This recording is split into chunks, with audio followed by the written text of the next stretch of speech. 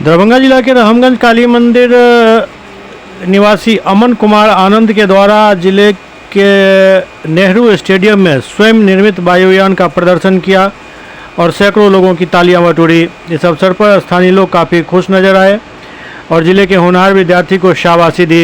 आज सुबह सत्येंद्र प्रसाद उप निदेशक जनसंपर्क भी नेहरू स्टेडियम में मॉर्निंग वॉक के लिए गए थे।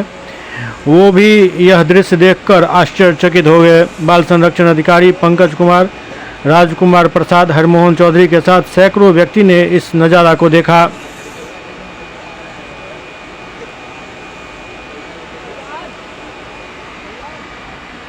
सर आपसे ही मिलेंगे।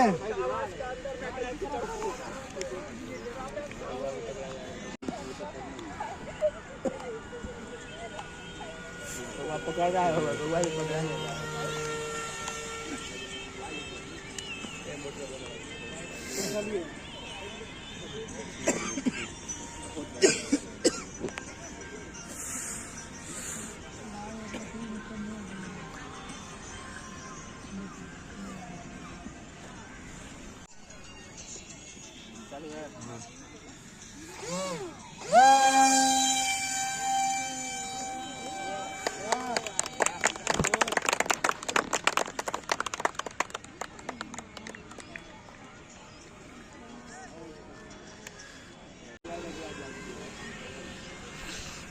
थोड़ा नीचे लाओ ना भाई, थोड़ा नीचे लाओ।